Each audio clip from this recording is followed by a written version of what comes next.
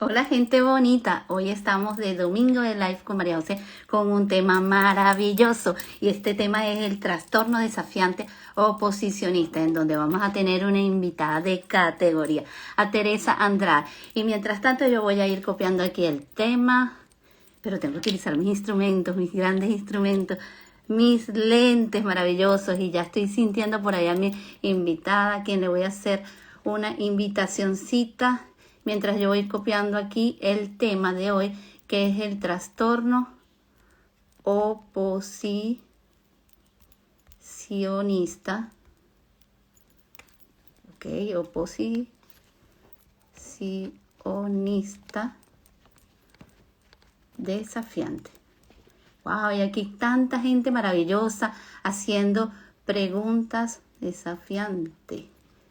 Ok, ay, discúlpenme, pero estos lentes, esta vista, y aquí ya tenemos el tema, trastorno oposicionista desafiante. Y aquí tenemos a profesora Alfredo, tenemos a Carlos Martínez, a Emma Maestro, tenemos a Teresa Pozo, tenemos a Lili Castro, gente extraordinaria, a Yoli también la tenemos aquí, tenemos a Yarixa, tenemos a mi invitada, a quien le voy a hacer una invitacioncita, y yo súper contenta porque hoy estamos de Domingo de Live con esa maravillosa mujer Teresa Andrade. Vamos a buscarla aquí a Teresa, vamos a ver, vamos a hacerle una invitacioncita, y aquí Teresa, vamos a tenerla en pocos minutos, y aquí el trastorno desafiante oposicionista con una mujer con una gran envergadura, y aquí vamos a tener a Teresa Andrade, y a todos ustedes que se están conectando, un gran saludo a Jorge, a Wilmy, tenemos a Daniela, tenemos a Calte, tenemos a Dariana, a toda esta gente maravillosa y sobre todo a esta espectacular mujer que nos va a dar las herramientas de valor. Tenemos aquí a Teresa, quien nos va a decir cómo te sientes, Teresa, hoy estando conmigo en Domingo de Live con María José, con este tema tan interesante, el trastorno desafiante oposicionista. Pues muy bien, encantada de estar aquí y de saludaros a todos. Ok, fíjate algo que a mí me llama la atención. Muchísima gente en privado escribe acerca de qué se trata, si este trastorno como tal está asociado. Y hoy le vamos a dar herramientas de gran valor. Y aquí muchísima gente conectada, Ana 10, y bueno, muchísima gente apoyando este tema maravilloso, en donde nos sentimos de una u otra manera identificadas, no solamente con niños, sino con adultos, y también con personas que tal vez están en nuestros puestos de trabajo, o las conocemos y no sabemos por qué tienen este tipo de conducta. Y hoy tengo esta maravillosa mujer aquí enfrente mío que nos va a dar, y entre las dos vamos a caer en entender qué tiene que ver este trastorno desafiante oposicionista. Aquí, Saraí, sí lo vamos a grabar, después de allí va a quedar grabado. Entonces, fíjate, tenemos el trastorno desafiante oposicionista, en el cual me hablan acerca de que puede dar en un niño, ¿ok? Y el niño tiene, por decirlo, un niño, un adulto, un adolescente, en donde él tiene la característica de desafiar figuras de autoridad y de no manejarse en el contexto de las reglas, no acordarse en el aspecto de cómo nosotros manejarnos el tener una rutina, el establecer una rutina, el seguir una norma. Ahora, ¿podrías tú decirnos con claridad la definición de este trastorno y de qué se trata? Bueno, es un patrón persistente de comportamiento en donde predomina la ira, la irritabilidad, las discusiones, el saltar las normas y va dirigido sobre todo hacia los padres y hacia las otras figuras de autoridad. Es decir, en el colegio pues serían los profesores, por ejemplo, y bueno, es un trastorno que se da más frecuentemente en niños que en niñas, más o menos 3 veces más frecuente, y se caracterizan pues por ser niños que son rencorosos, son niños vengativos, a veces molestan deliberadamente, culpan a los demás de sus errores y de sus comportamientos y bueno, van a saltar los límites, que es la sensación que tienen los padres, que les cuesta poner las normas. Ok, fíjate, algo importante que nos han manejado. Les cuesta saltar las normas, les gusta saltar las normas, evitan lo que es el patrón de comportamiento de un esquema conductual particular. Con esto no estoy diciendo que de repente los padres que están aquí no conocen estas palabras de un patrón conductual. El patrón conductual son aquellas conductas que nosotros vamos estableciendo día a día en nuestro convivir y que forman parte de un patrón, pues, porque te levantas, haces la cama, comes de una manera adecuada, son patrones comportamentales, en donde este niño como tal busca retar muchas veces, tiene un nivel de tolerancia bajo, son bastante a veces rencorosos con algunos comportamientos que son de la figura de autoridad, no que son desafiantes, sino son típicos de la figura de autoridad y suelen ser un tanto impulsivos. Ahora, fíjate, para nosotros llegar a determinar lo que es el TOD, que es el trastorno posicionista desafiante, por eso son esas siglas, tú como neuropediatra, para determinar un diagnóstico de este trastorno como tal, ¿qué tipo de prueba o alternativa deben tener los padres o debe haber un patrón específico para evaluarlo? Porque ¿qué pasa? Aquí está una confusión de los padres en donde unos dicen, estos me hicieron tal cosa, estos procedieron de esta manera, pero ¿cuál sería el estándar normal para poder determinar un diagnóstico de un TOD? Bueno, el diagnóstico del trastorno negativista desafiante es clínico, es decir, que nos vamos a basar sobre todo en los síntomas que nos comenten los padres o en la información que recabemos también del centro escolar. No hay pruebas médicas, que muchas veces nos piden los padres, que se les haga X pruebas médicas, pero hay que decir que ni un TAC craneal ni una resonancia cerebral va a aportar información en relación al diagnóstico de un trastorno negativista desafiante, porque la alteración no se puede detectar a ese nivel, ¿vale? Entonces, habitualmente lo que se siguen son los criterios que se llaman del DSM-5 y donde hay una serie de criterios que se van preguntando a la familia y vamos viendo si los cumple o no los cumple. Tienen que tener a partir de cierto número y eso es lo que tratamos de averiguar. También vamos en la exploración física, descartamos otro tipo de enfermedades y lo habitual cuando viene un niño que consulta por un trastorno de conducta, a veces no está diagnosticado de TDAH en el momento en el que consulta por el trastorno de conducta. Y en esos casos, pues también debemos preguntar sobre esos síntomas, sobre si tiene hiperactividad, sobre si tiene déficit de atención, sobre si tiene impulsividad o cómo le van los estudios académicamente, porque en ese caso también habría que solicitar una valoración TDAH. Entonces, en ese caso también recurrimos a pedir una valoración a los compañeros de psicología o a los psicopedagogos, pues para que le hagan un perfil cognitivo, el WISC, los test de atención y alguna valoración más de funciones ejecutivas. Todo depende de lo que detectemos que pueda haber dificultad en esa conversación que tenemos con los padres.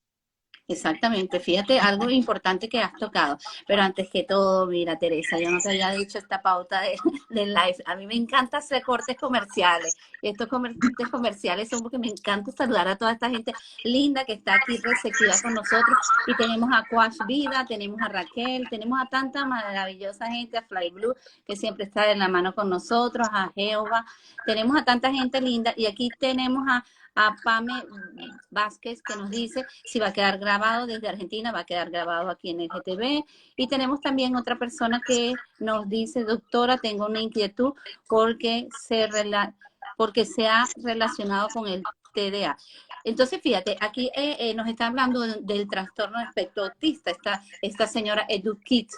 ¿Qué pasa con este trastorno? Al igual como hablamos en otros lives, que hablamos sobre el diagnóstico del autismo como tal. El autismo es un trastorno que puede estar asociado con otras patologías particulares y sí pueden existir conductas del trastorno desafiante oposicionista, pero es importante, como dice la doctora, y como también en reiteradas oportunidades en las evaluaciones que yo realizo, utilizamos este estándar de esta prueba del DSM-5 en donde nos determina si hay características que más se inclinan en este trastorno o se inclinan en los otros trastornos como el TDAH o el TDA, ¿ok? Pero sí pueden haber características particulares que se asocian. Aquí tenemos a Jorge Uribe que nos dice, soy psicólogo y ciertamente el apoyo de todo el equipo multidisciplinario es necesario.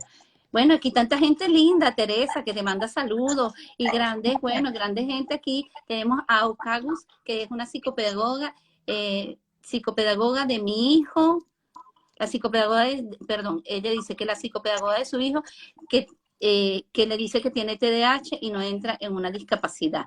Entonces, fíjense, los diagnósticos, lo importante de los diagnósticos, como nos dice Teresa, y requerir a buscar este engranaje de varios especialistas. Ahora fíjate, la importancia, como lo has manejado tú, de todo un equipo multidisciplinario, en donde no solamente está el estándar, que es algo valioso que he escuchado de ti y muchas cosas que nos has dicho, pero aquí nosotros tenemos el patrón del pediatra, tenemos el neuropediatra, tenemos también el psiquiatra, el psicólogo, el psicopedagogo, una cantidad de especialistas importantísimos, pero a veces tenemos que recurrir a factores externos, que no es que no entran en capítulo y contexto, pero la parte escolar, que la has tocado muy bien, es importante tomar en consideración, porque ¿qué ocurre? Pueden haber unas cantidades de conductas particulares en el hogar, o de repente hasta en terapia, pero en el ambiente de la interacción social es importante. Por ejemplo, estas conductas de trastorno desafiante posicionista, por ejemplo, en el caso del TEA, como lo ha manifestado la señora,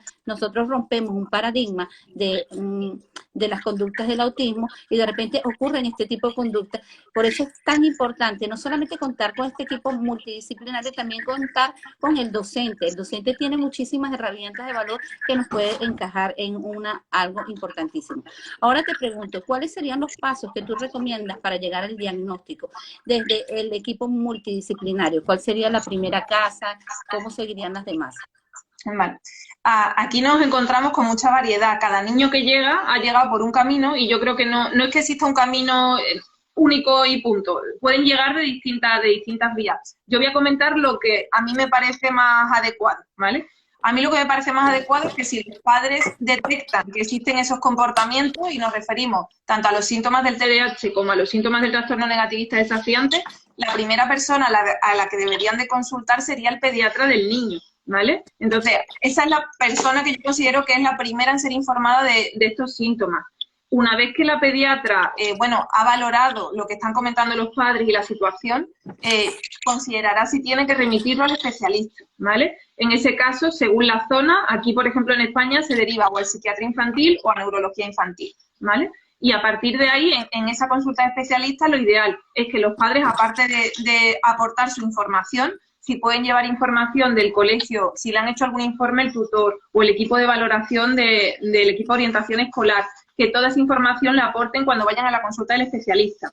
Si vemos que ya han pasado algunos test, pero todavía faltan algunos test, como hemos comentado anteriormente, si falta un perfil cognitivo, si faltan pruebas de atención, si falta algo, en ese momento es cuando nosotros solicitamos que el psicólogo nos complete X valoración. Ese es el esquema que solemos realizar nosotros habitualmente, pero ya comento que en algunas ocasiones pues llega la madre y ya viene con todas las pruebas pasadas por su psicólogo porque ya habían comenzado ellos anteriormente por problemas de conducta con uno o ya traen algunas cosas hechas del cole. Entonces, bueno, no todo el mundo sigue ese camino, pero bueno, yo creo que es el más frecuente o el más fácil de pensar, ¿no? En que tenga una lógica. Ok, fíjate aquí, la gente aquí sigue haciendo unos comentarios bien valiosos. Tenemos a Carmen Barea que nos dice, me gustaría saber si un niño con TDAH, todo y tics para poder conseguir el 33% de discapacidad en España. Entonces, fíjate, en otra realización de este tema maravilloso del TDAH, vamos a contar seguramente con la presencia de Teresa, ¿verdad, Teresa? Sí. Para este tema fantástico, pero por los momentos ahorita vamos a abocarnos en el TDO. Y aquí nosotros queremos, hay otra pregunta que dice Victoria Guardia, que dice, cuando consulté al pediatra me dijo que le hacía falta mano dura y que no tenía nada. Entonces, fíjense, de repente los criterios que ella evaluó fueron de otra manera o las pruebas le dieron otro insight. Habría que ver cuál es el enfoque que ella utilizó.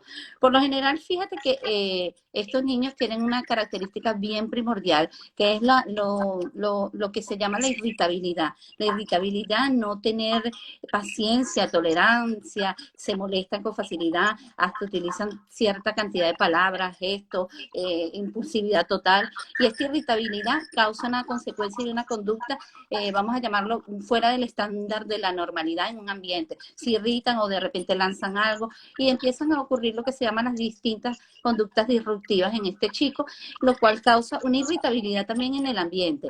Ahora, cuando yo empiezo a evaluar como madre, porque yo pienso que los primeros evaluadores son los padres que empiezan a notar estas características, empiezan a ver estas conductas disruptivas y se dan cuenta que hay irritabilidad, pues se molesta al no al no querer seguir una norma estándar que lo siguen todos en la casa.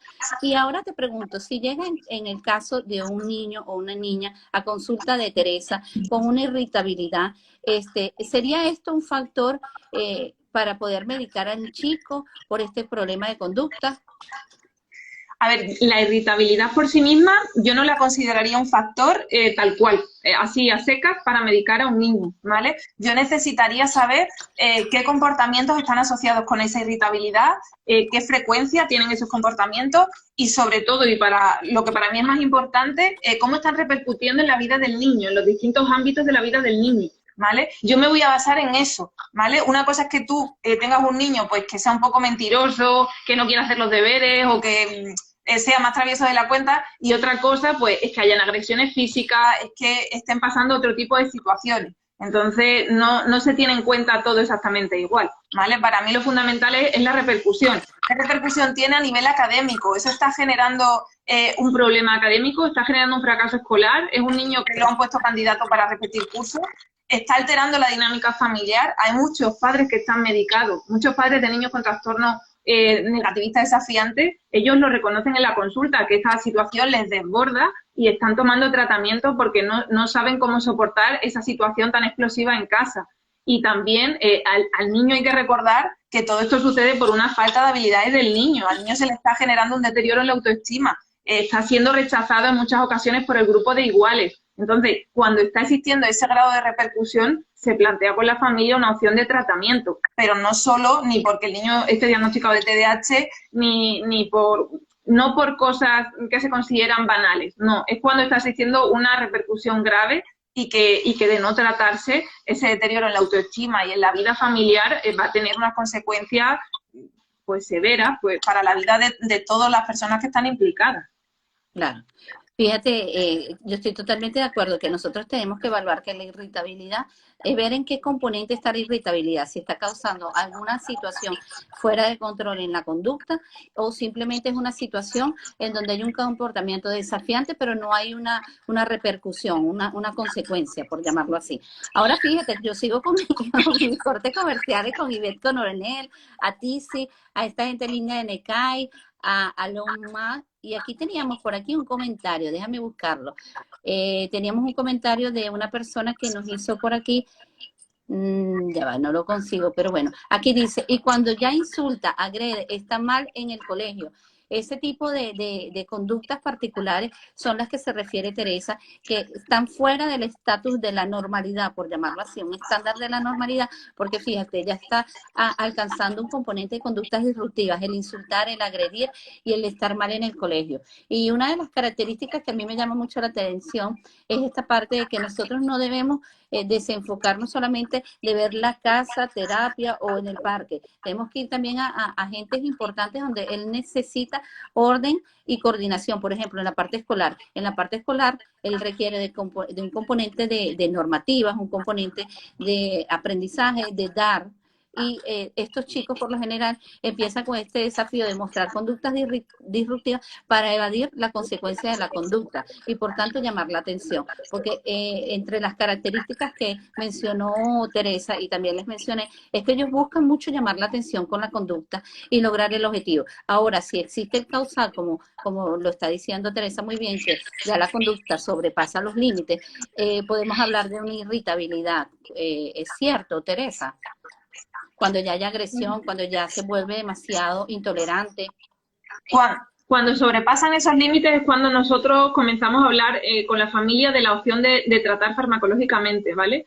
Tenemos que pensar que nosotros tenemos niños que los padres han sido denunciados por los padres de otros niños por incidentes que han sucedido en el colegio, ¿vale? Porque hay niños que dentro de la impulsividad y del trastorno, a lo mejor en el comedor, que es una zona menos vigilada, han lanzado un tenedor, alguna vez ha dado mala suerte, han dado en la cabeza del otro, le han hecho una herida. Entonces, esa situación es un poco difícil de mantener. Aparte que esos niños los han expulsado varias veces en el mismo curso por ese tipo de conducta. Entonces, verá, ofrecemos las alternativas que tenemos a nuestro medio. A nosotros no nos gusta medicar a nadie, pero entendemos que esa situación es muy complicada. A los padres tampoco les gustaría poder solucionar esto de otra forma, evidentemente.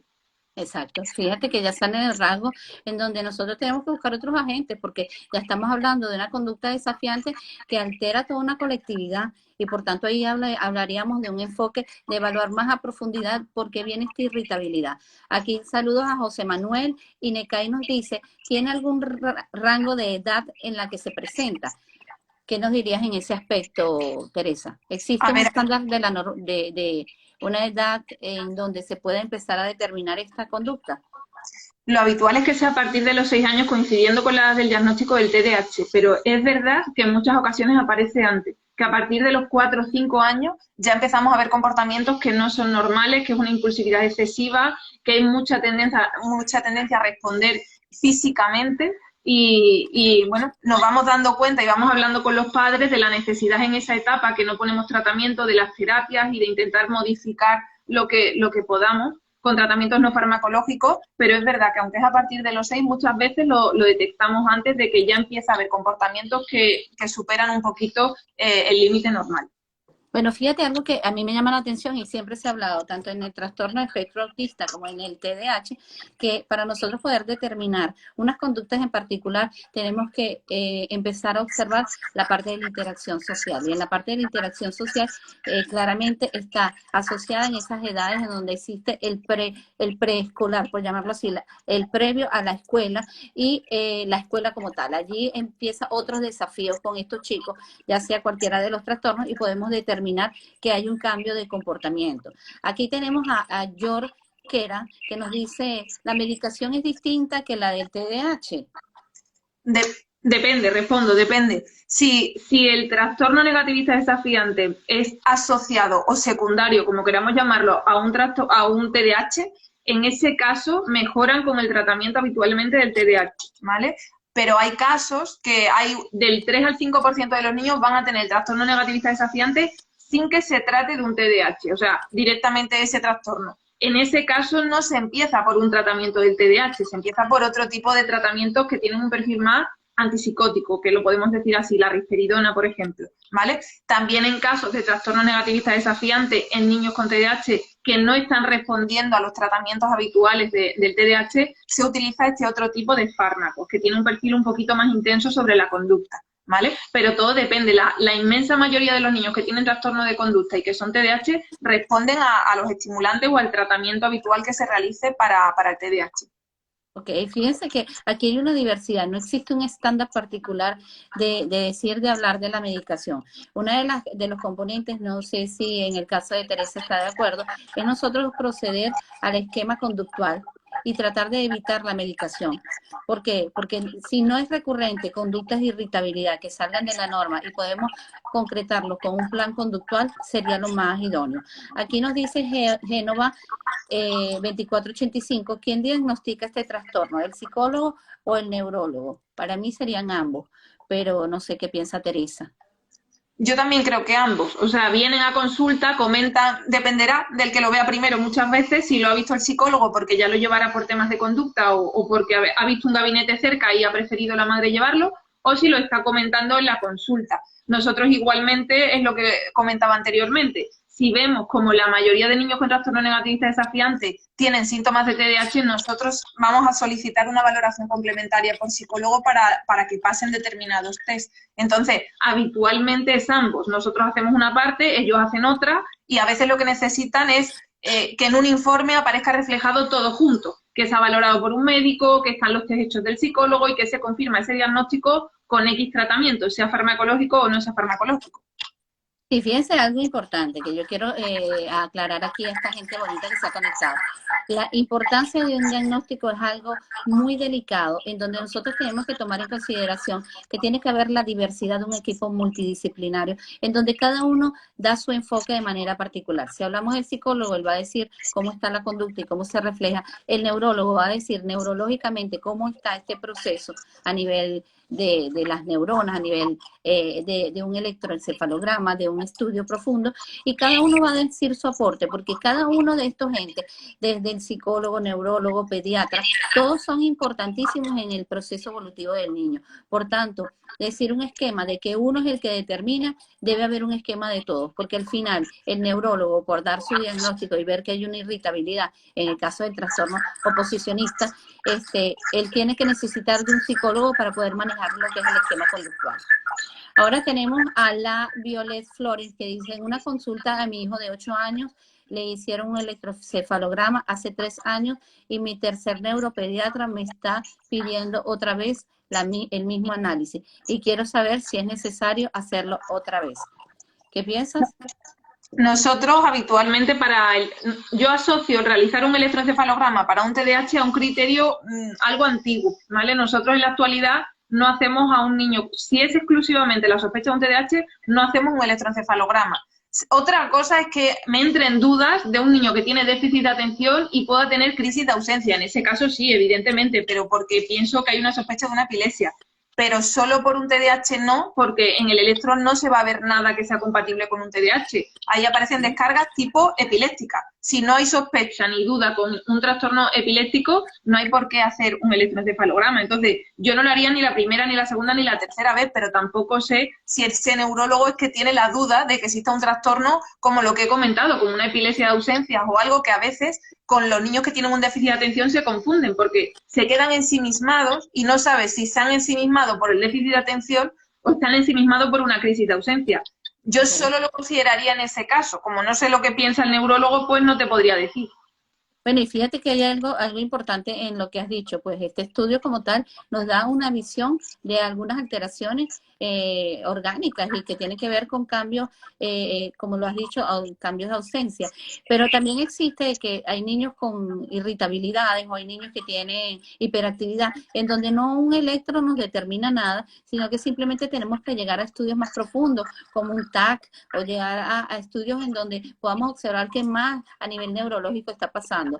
Pero sí es importante de que si este neurólogo mandó a hacerlo, de repente hay alguna incidencia de algo que observó en particular. Aquí tenemos a otra persona que nos dice: Kisis Pies, mi hija de 9 años tiene un TDAH más un TOD medicada, estoy muy desanimada. Ay, se me fue el comentario, ya va, disculpen.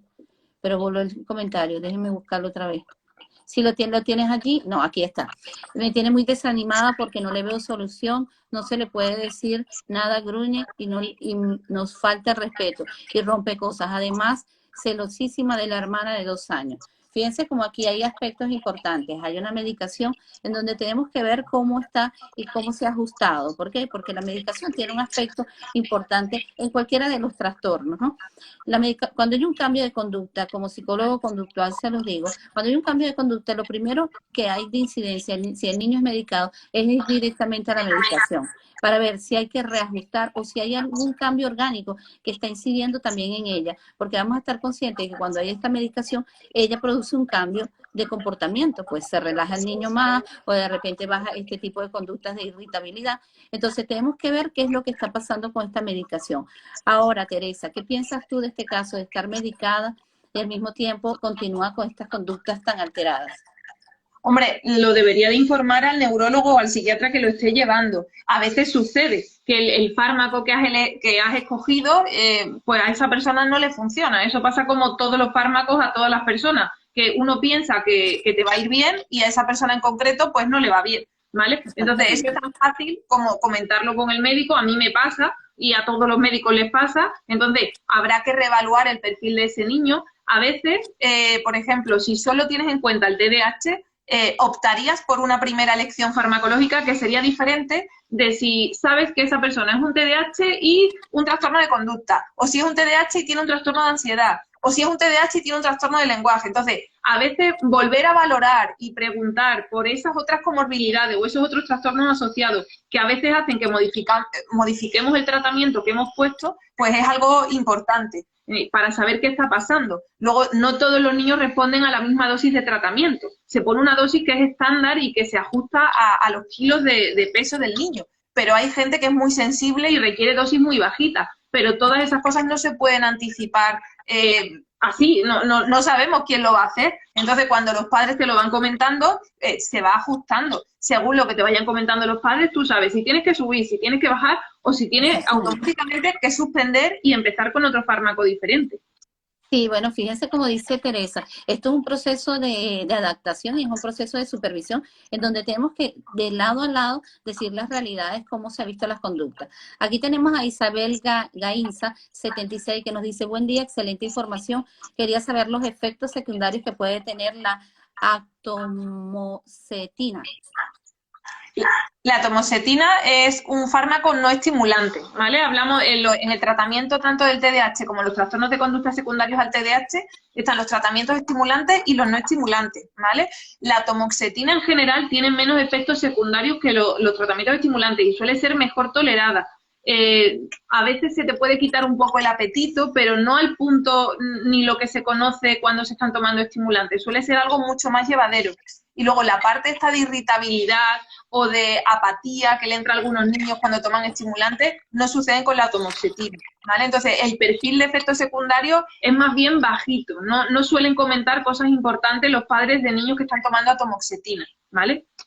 Fíjate que aquí tenemos una pregunta, Yorquera 7780, ¿qué sería un plan conductual antes de llegar a la medicación? En el caso del plan conductual sería un patrón de comportamientos que vamos a nosotros llegar a la conclusión tanto de los factores externos como los internos, que sería la casa, llegamos a una cantidad de repertorios de conducta, las cuales vamos a ir reflejando en tabelas y vamos a llevando cómo es ese curso de la conducta para modificar. Allí utilizamos lo que son reforzadores positivos y reforzadores negativos, y en el caso que vemos que la conducta va mejorando, se utilizan estímulos que sean de interés en el niño o en la niña, y estos son diferentes cuadros que se van a ir evaluando hasta llegar al alcance. Muchas veces con estos cuadros el niño toma conciencia de la realidad y podemos hablar de un trastorno oposicionista desafiante en donde nosotros podemos manejarlo con el insight de los reforzadores, más no es necesario la medicación porque no existe irritabilidad, sino cambio de conductas nada más. Aquí tenemos a Juliet, a tanta gente bonita, déjame revisar porque esta gente está muy activa. Aquí tenemos, mi hijo tiene TDAH y autismo, muchas gracias a Violet. Muchas gracias por estar aquí conectada. Tengo que revisar aquí para ver, tenemos a Bardiza, que dice, siempre que algo sirve para algo, hacer pruebas genéticas para saber el origen del TDAH. ¿Ok? Volvemos a algo parecido a lo que sucedía antes con el electro. Si yo lo único que considero es que es un TDAH y punto, que no viene asociado a otra cosa, ahora mismo no tiene mucho interés hacer pruebas genéticas. Nosotros ya asumimos cuando hay un niño que tiene TDAH que el factor genético es algo importante y que debe haber más personas en la familia. Pero no necesitamos hacer una prueba genética porque preguntando sobre esos rasgos en la familia ya aparecen las personas que son inatentas y que tienen esas características incluso en la edad adulta.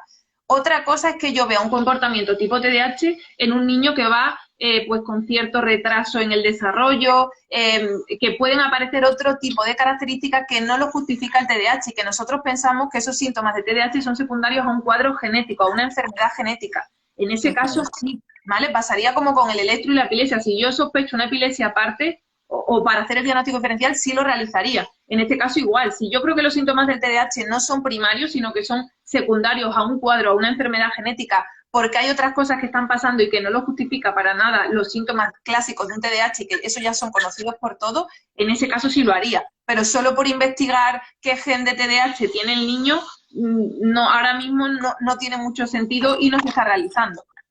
Ok, entonces fíjate, una de las cosas que a mí me llama la atención, aquí también hay una pregunta de Crispis que dice, ¿es posible que solo muestre esa actitud desafiante con el núcleo familiar en la casa? Fíjate que yo entro en esta reflexión con esta pregunta de que si esta conducta solamente ocurre en la casa, nosotros tenemos que observar qué es lo que está pasando en ese ambiente y empezar a trabajar ese ambiente, los agentes que están en ese ambiente y qué es lo que determina, porque de repente hay factores que no se están llevando de la manera más adecuada y tenemos que modificarlo con un esquema conductual. Aquí tenemos a tanta gente bonita, aquí dice Fly Blue, ¿cómo realizo una consulta online con usted? Bueno, aquí vamos a dejar los contactos de Teresa, aquí también nos dice que él necesita una consulta importantísimo. Tenemos a Geomari 21, buen día, ¿qué tipo de tiempo Bueno, ¿qué tipo de tiempo iniciamos? Hace 33 minutos, pero igual va a quedar grabado en el GTV. Tenemos aquí a tanta gente bonita que mira, hermano, saludos, aquí tanta gente que está con nosotras. Y fíjate algo, ¿no? Esta gente me está retando y ya vamos a ver de qué manera, Teresa, pero yo creo que este live va a quedar un poco inconcluso y vamos a ver si esta gente piensa que pudiéramos ir a un trastorno desafiante oposicionista. Parte 2, ¿tú qué crees, Teresa? ¿Podrá ser? Porque el Podría ser. tiempo... Vamos, yo voy a dejar esa pregunta allí. ¿Ustedes quisieran que hubiera una segunda parte de este live? Porque aquí hay cosas que creo que no van a quedar totalmente completas. Entonces, fíjate algo que yo quería conversarlo contigo y es algo que me llama la atención. Cuando nosotros tenemos la necesidad de tener aquí a una persona que tiene este trastorno desafiante oposicionista, ¿no? Nosotros tenemos a este chico que ya fue evaluado por todos los agentes, tenemos a pediatría, neuropediatra, tenemos al psicólogo, el psicopedagogo, todo este componente de personas y llegamos a un esquema de que hay este trastorno como tal. Ahora, esto impacta totalmente a la familia cambia, porque hay que cambiar no solamente, fíjate que se habla del psicólogo conductual, se habla del neurólogo, se habla de programar a las personas en la parte de la escuela, pero también está la nutrición, también la nutrición tiene un papel importante en estos chicos. Entonces, una de las cosas que yo quería preguntarte, es importante esta necesidad de la reevaluación de estas personas y cada cuánto piensas tú que debería hacerse estas reevaluaciones. ¿Te refieres al caso de los niños que están medicados o en general? Los niños que están, que son atendidos y que se requiere de un acompañamiento constante con ellos. Vale. Nosotros lo que hacemos es la primera vez, sobre todo si vamos a poner tratamiento y es la primera vez que el niño va a estar en contacto con un tratamiento farmacológico, ahí lo revisamos pronto, lo revisamos como al mes aproximadamente, ¿vale? Si la cosa ya está estable y ese niño ya hemos hablado con la familia, ya sabemos que la cosa está funcionando bien, que no hay efectos secundarios significativos y demás, lo vamos revisando como cada 6 meses, pero siempre dejamos abierto de que si los padres necesitan, porque estén surgiendo nuevos conflictos o a veces en medio de esas citas las cosas se están descompensando y lo que parecía que funcionaba antes ya no funciona, ellos son libres de adelantar la cita y que hablemos. Pero aproximadamente, si la cosa está estable, cada 6 meses o así lo vamos reevaluando en la consulta médica. Ok. Ok, estoy aquí escribiendo aquí una cosa, a ver qué opina esta gente de esto, quisieran esa segunda parte de este live, vamos a ver, porque ellos no han contestado nada, pero sin embargo yo tengo aquí unas preguntitas que están más adelante, déjame buscarlas por aquí. Tenemos aquí saludos a Dariela Tea, tenemos a Sauso y tenemos a Danis Farrosa. Aquí nos dice Miros Baribas, ese trastorno, ¿hasta qué edad? Ya va, ese trastorno, ¿hasta qué edad del niño se presenta? Fíjate, yo pienso que el trastorno desafiante oposicionista es como cualquiera de los otros trastornos. Él nace y hasta el día final de su vida está permanente allí. Por eso es que necesitamos este acompañamiento de él constantemente. Aquí tenemos a Geo Mayra que nos dice, ok, aquí se decía que Venezuela las dosis apenas, ok, tenemos aquí unos detalles, lo puedes ver en el GTV. Tenemos el trastorno empeora, mejora en la edad. ¿Qué piensas tú? Si el trastorno mejora o empeora en la edad. En general, el trastorno mejora con la edad, pero nos estamos refiriendo también a que sean niños que estén diagnosticados y que estén tratados desde que son pequeños.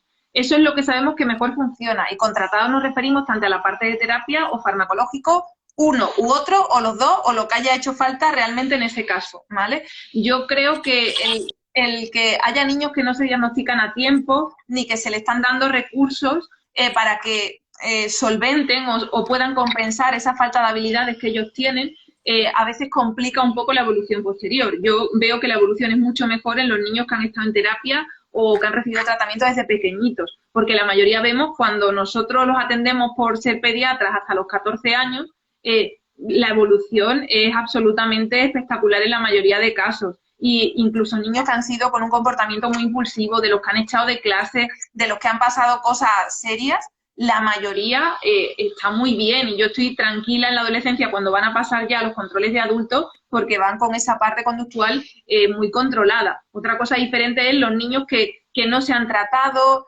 bueno, se han hecho estudios y se ha comparado la evolución de los niños con TDAH y con trastorno negativista desafiante, los que han sido tratados y los que no han sido tratados. Y se han valorado muchos ítems y se ha visto que el pronóstico futuro de a qué nivel académico habían llegado, de qué renta habían alcanzado, de muchos detalles, es mejor en los niños que están tratados desde pequeños. O sea, que sería un factor protector. Entonces, va a ir a mejor, pero para uno garantizar en la medida que pueda estar en el grupo positivo y el que no se va a asociar a otras complicaciones en la vida adulta, siempre es recomendable, pues eso, tener cierto asesoramiento médico o de psicoterapia para asegurarte que la evolución va a ser lo más satisfactoria posible. Pero en general es una evolución positiva. Solo el 15% de los casos de niños que tienen trastorno negativista desafiante van a llegar a tener un trastorno que se llama antisocial de la conducta ya a partir de los 18 años. Ese grupo es en el que no nos interesa estar, por decirlo así, ¿vale? Que ahí ya hablamos de una falta de empatía,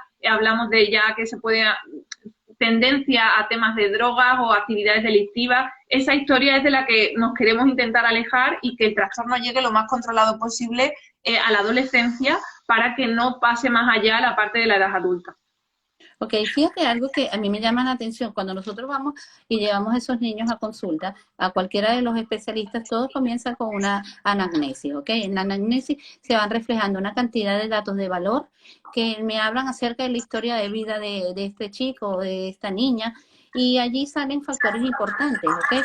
Además de eso, aplicamos las pruebas, por ejemplo, el DSM-5, y vemos diferentes comportamientos, y allí nosotros también evaluamos, porque en ese contexto de quedarnos a solas con ellos y también en el contexto de estar con los padres o con las personas que sean de gran valor que estén con ellos, podemos observar diferentes características allí también.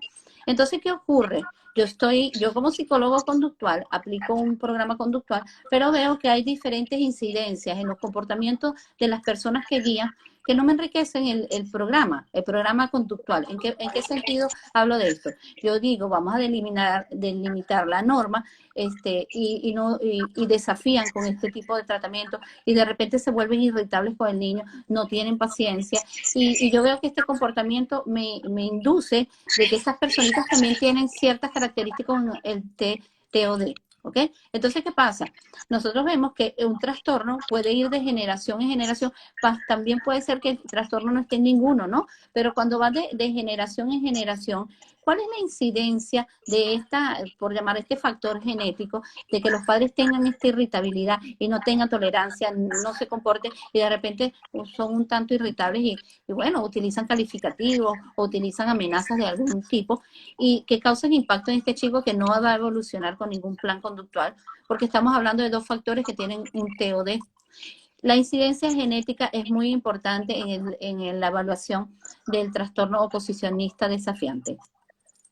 A ver, que se tengan que evaluar los padres de estos síntomas, eso obviamente no es algo obligatorio ni nada.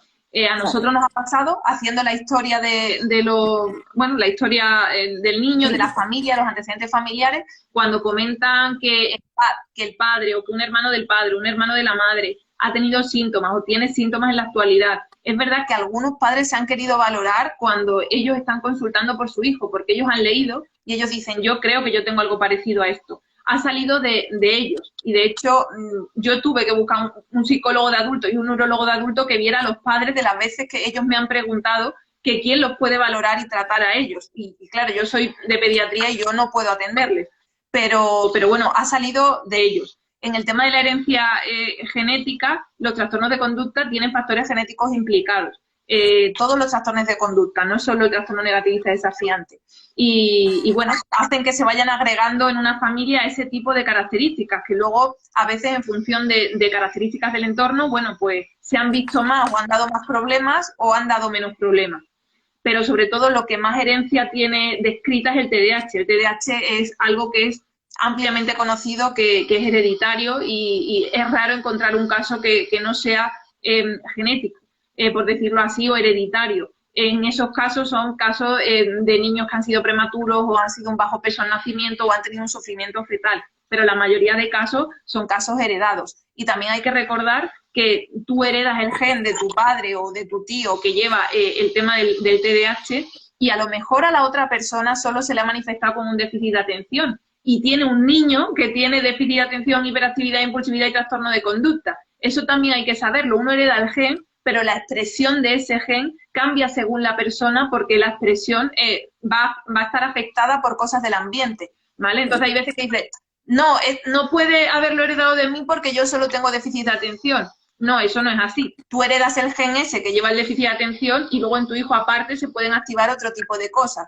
Y eso también hay que aclararlo a la familia cuando ellos lo plantean y como que dicen, no, no, esto no es mío, ¿vale? Pues bueno, aclararlo simplemente.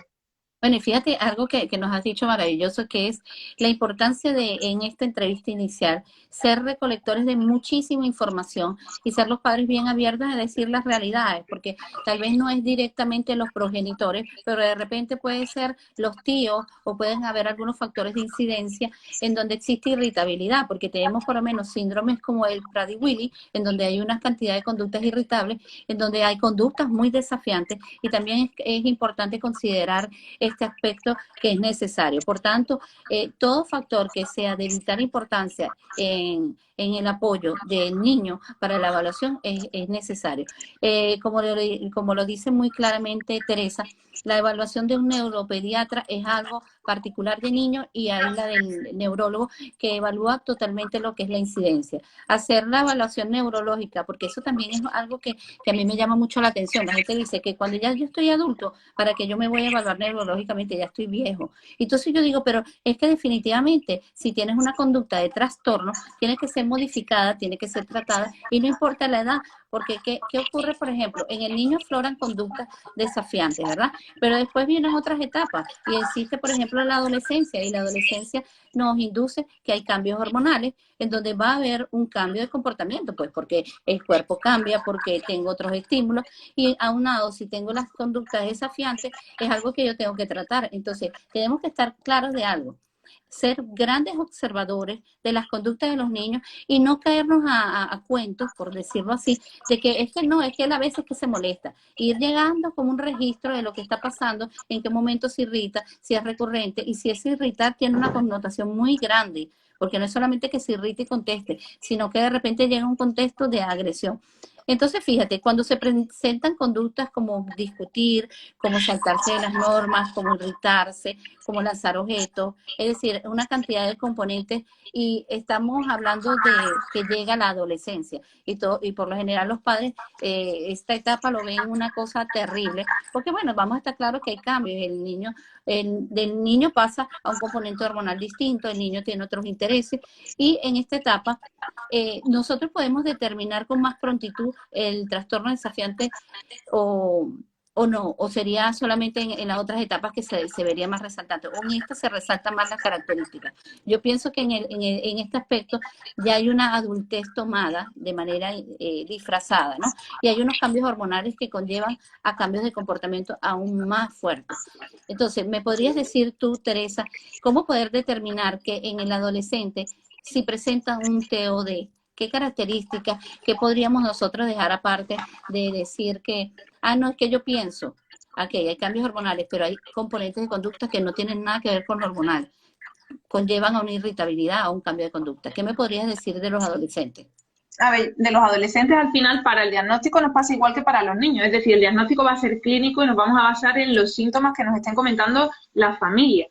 Van a poder llegar a otro tipo de conductas un poquito por encima de otro límite por un tema de edad y a veces te están contando cosas que no te van a contar los padres de niños más pequeños. Nosotros hemos tenido esta última semana, he estado viendo a un niño y venía porque con 13 años había empezado, por ejemplo, a trapichear con drogas, ¿vale? Ese tipo de conductas no te la va a contar el padre de un niño pequeño. Y ellos venían muy preocupados porque su hijo, que en principio todo había ido bien y todo normal, ahora había empezado a hacer esto y ellos no sabían por qué. Porque eso sucede cuando los niños con TDAH no están diagnosticados, empieza la impulsividad a los cambios hormonales de la adolescencia y ahora ese tema explota. Ahora se me une la impulsividad de las hormonas, la impulsividad del TDAH que no tengo ni controlado ni nada y ahora empiezo a hacer estas historias. Entonces, habían empezado ya a hacer comportamientos más raros, había empezado a sustraer objetos, había empezado a tener conductas que hablamos de tipo antisocial. Por ejemplo, me llamó mucho la atención que comentaban que el niño se iba con su grupo de amigos y se ponía encima de los puentes por donde pasaban las autovías o las vías de conducción rápida a tirar piedras a los cristales de los conductores, ¿vale? Ese tipo de conducta que cuando tú le estás preguntando al niño, pero ¿sabes que eso puede provocar un accidente y esa persona puede morir por eso que tú estás haciendo? Y la respuesta era, pero me gusta cómo suena el ruido de las piedras contra el cristal. Ese tipo de cosas no te la va a contar los padres de un niño pequeño, ¿vale? Entonces, cuando empezamos a ver ese tipo de comportamientos que tiene ya ciertas características antisociales, que aparte de que ya existan agresiones no solo verbales, porque suelen ser de insultar a los padres abiertamente, de hecho se notan las faltas de respeto en la consulta, también empiezan a hablar de golpes en la casa, de agresiones físicas, sino que también perdemos el respeto en relación a las personas que están fuera de casa, ¿vale? Entonces ya me da igual si tengo que coger una cosa o si tengo que provocar ese daño, ese tipo de conductas tendría que hacernos, pues, preocuparnos y consultar por ellas. ¿Que a raíz de esto el niño se ha diagnosticado de un TDAH y de un trastorno de conducta? Sí, pero bueno, vienen contando cosas que no es lo típico de es que se mueve mucho y no se concentra en clase. No, vienen ya por otro tipo de comportamiento. Ok, fíjate, aquí tenemos el reto, y aquí todo el mundo dice que sí, sí, aquí tenemos a Fly Blue, a Yorkera, hay unas personas adelante que también nos dijeron que sí, y Alfer va a quedar grabado, no te preocupes, a Geomara sí queremos más información, bueno, aquí, Teresa, ya no hay ya hay un compromiso. ¿Cuáles son fíjate, entre las características que habíamos mencionado son desafiantes, retadores, suelen romper las normas y son a veces muy irritables. Aquí Violet Flores dice, ¿qué opinan de la terapia? ¿Es una buena opción para esto? Yo pienso que existe un componente de la terapia muy importante que se puede trabajar con estos chicos. Tenemos aquí déjame ver si aquí hay aquí otro comentario. Aquí dice Fly Blue, el cambio de horario de Europa adelantó el live. Sí, adelantó un poco el live. Y con el tiempo se me hace cada vez más difícil y no puedo durar en ningún trabajo. En aventura marcha. Fíjate, eso es una de las cosas que yo pienso que es importante el acompañamiento y ser evaluada. Porque, ¿qué pasa? Llevar el trastorno y manejarlo tú sola es muy difícil. Por tanto, es importante tener herramientas en donde tú puedas tener una guía. Porque, ¿qué pasa? Se entran estos chicos en ciertas crisis en donde no saben cómo manejarse. Por tanto, es importante la evaluación. Déjame ver si aquí hay otra. Tenemos a Efraín, saludos, a Jessie, a Bello. Y aquí tenemos a Connie Contreras, que dice, ¿tiene algún efecto si medico a mi hija con TDAH? ¿Tiene algún efecto el tratamiento? El tratamiento, medicarlo. Bueno, si tú medicas, estoy entendiendo a un niño que tiene TDAH y trastorno negativista desafiante, ¿verdad? Ajá, sí, no, un TDAH. No entiendo bien la pregunta. Ya te voy a repetir la pregunta. Vale. Dice así. ¿Tiene algún efecto si medico a mi hijo con TDAH? Mejoraría. Si tú pones un tratamiento para el TDAH o el trastorno negativista desafiante, la mayoría de los casos van a mejorar, ¿vale? Okay. Eso, la mayoría van a mejorar. Tú te vas a beneficiar de la mejoría, bueno, tú, el niño y la familia por ende, pero va a mejorar los síntomas nucleares del TDAH, la hiperactividad, el déficit de atención y la impulsividad, y secundariamente el trastorno de conducta, que es un trastorno que está asociado al TDAH, ¿vale? Entonces, cuando tú pones el tratamiento, lo pones para tratar todo, y como todo depende de lo mismo, al tratar el núcleo, mejora todo. Ok, aquí dice Fly Blue, doctora le dejó un mensaje, ok, ya lo voy a revisar. Aquí tenemos a Isabel Ganiza que dice, la medicación en los niños con TDO y TDAH es por vida, o sea, siempre van a estar medicados. No, la mayoría no van a estar de por vida medicados. Nosotros, la mayoría de los niños a la adolescencia, si ellos llegan controlados, lo que comentamos antes, los niños que están tratados y diagnosticados desde el inicio de la primaria, la mayoría van a evolucionar bien y lo que van a tener en la adolescencia, el grupo mayoritario va a ser un poco de déficit atencional. No van a tener este tipo de alteraciones de comportamiento o no a un nivel que a la familia le suponga un problema o que al niño le suponga un problema a nivel social y demás. Entonces, el grupo mayoritario en la adolescencia, un poquito antes, un poquito después, se va a retirar el tratamiento. Otra cosa ya son situaciones puntuales. Hay situaciones delicadas donde hay temas de drogas o temas de otras cosas, pero eso es otra situación que no es el grupo mayoritario. Y luego también otros niños que están un poco más de tiempo tomando tratamiento son, me pasa mucho con niñas que tienen TDAH o este tipo de cosas que les está afectando a su rendimiento. Ellos quieren sacar buenas notas, pero saben que tienen un problema atencional, saben que si quieren acceder a la universidad tienen que sacar cierta nota en los últimos cursos y en la prueba de selectividad, y yo lo entiendo, que es que si no están en desventaja. Entonces, en ese grupo de niños también se prolonga algunos años más hasta que acaben de hacer su prueba de acceso a la universidad. Ok, fíjate que tenemos a Jope Santos que dice, buenos días, mi nieto toma el mentifenidato y la respiridona, pero sigue siendo agresivo y hay que cuidarlo porque no conoce los límites. ¿Podría algún día ser, por decirlo así, normal?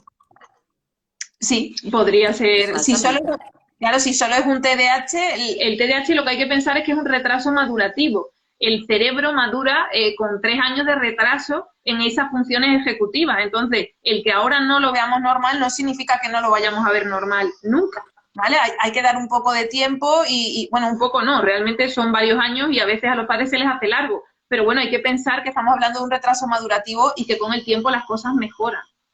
Ok, tenemos aquí a Yanaira Morales que nos dice, mi hijo presenta todas esas características y de irritabilidad pasa a ser agresivo y el psicólogo me dice que es impulsivo. Tenemos problemas en la escuela ya que siempre golpea a sus compañeros. Fíjate que lo importante de mantener un enfoque en donde exista un equipo interdisciplinario, multidisciplinario donde te pueda apoyar en el caso de neurología y también en el caso de psicología, de psicopedagogía, es importante mantenerlo. Tenemos a Gara M. Pero si el niño está con otros niños, hacen lo mismo, que hagan lo mismo, no todos van a ser TDAH. ¿Cuál sería la línea del trastorno o simplemente la falta de disciplina o mal comportamiento? Fíjate que la falta de comportamiento y de disciplina es cuando existen unas reglas normales, estándar, y en donde él tiende a romperlas de manera voluntariosa. Él no necesita del apoyo de nadie para tratar esto. También existen las características, si es en el TDAH, la falta de atención, la concentración y el mismo trastorno no hace que él tenga un nivel de tolerancia, por llamarlo así, en donde él rompe los patrones porque no sabe cómo comportarse y por tanto allí sería importante establecer acuerdos en el comportamiento. Tenemos aquí a Andrés Quiteros, que la medicación se indica en qué casos, a partir de qué edad el neurólogo está facultado a indicar un tratamiento así. Habitualmente a partir de los 6 años de edad, a veces se tratan antes. En casos muy extremos, a partir de los 4 y medio, 5 años se puede tratar. Yo no suelo hacerlo. Yo a partir de los 6 años es cuando considero empezar el tratamiento y anteriormente se hacen otro tipo de terapias y otro tipo de formas que se pueden hacer para ayudar al niño. A partir de los 6 años ya entramos en la opción de tratamiento farmacológico y bueno, habrá que adaptarse al perfil del niño, de si solo es un TDAH, si es un TDAH con trastorno de conducta, si además viene un tema de ansiedad, para elegir el fármaco que pensemos que mejor le puede venir y que menos efectos secundarios le va a reportar. Okay. Fíjense, yo tengo aquí anotadas varias de las preguntas que quedaron aquí pendientes. Ya estamos en el tiempo del live y nos vamos, Teresa y yo, a una segunda parte con este tema maravilloso acerca del trastorno desafiante oposicionista, en donde vamos a tener muchísimas más herramientas de valor para ustedes. Me encantaría que escribieran al privado todas aquellas inquietudes para nosotros programar próximamente otro domingo de live con este tema maravilloso. Teresa, ¿podrías escribirnos allí mientras yo hago el cierre de este live acerca de cuáles son tus contactos, dónde te pueden conseguir? ¿Podrías escribirnos esto? Bueno, yo ahora mismo en el perfil de Instagram es en el sitio en el que estoy disponible, ¿vale? Ahora mismo en el perfil de @todotdh, allí es donde me podéis encontrar. Ok, si puedes escribirlo allí mientras yo termino aquí. Bueno, fíjense, mi mensaje para ustedes que se han conectado en el día de hoy, un tema maravilloso que se va para la segunda parte de Domingo de Live de María José con Teresa quien nos va a aportar diferentes herramientas de valor para el TOD. Y para ustedes les dejo este regalo de mi autoría. Madres y padres y cuidadores, mantengan siempre el esquema de las rutinas, el trabajo de las rutinas y el esquema conductual. Un equipo multidisciplinario es de gran valor para la adaptación y el cambio de comportamiento en estos chicos maravillosos que tienen el trastorno del TOD. Un gran beso, Teresa, un abrazo enorme aquí. Gracias por acompañarnos y darnos estas herramientas de valor. Allí tienen todo TDAH, allí con Teresa. Síganla, que es una mujer extraordinaria, y nos vamos en la segunda parte y les estaremos informando. Tienen que estar pendientes de las historias. Un gran beso y que estés muy bien. Chao. Excelente, hasta luego. Adiós.